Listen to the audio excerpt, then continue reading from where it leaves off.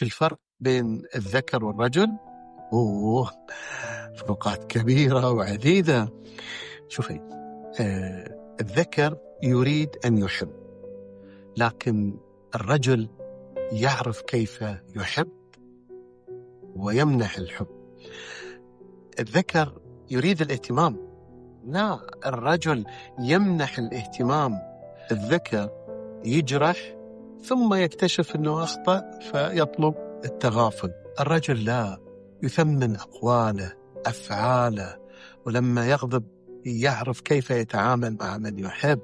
الذكر لما يغضب ممكن يهمل، ينسحب، يخرج ويعاقب بصمت.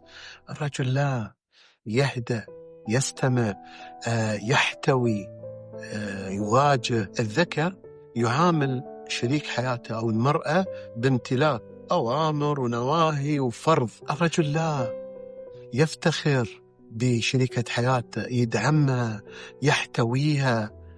الذكر دائما يبرر أخطاء سلوكه، خياناته، عدم اهتمامه. الرجل لا، يعترف بأخطائه، يتحمل مسؤولية ما يقوم به. والرجل أبدا لا يخون. إذا حب الرجل بصدق أبدا لا يرى غير حبيبته ولا يرى غير شريكة حياته. الرجل داعم، لا يهمل كالذكر. الذكر عدم مبالي وقد يهمل، أما الرجل أكرر داعم لشريك حياته وداعم بقوة.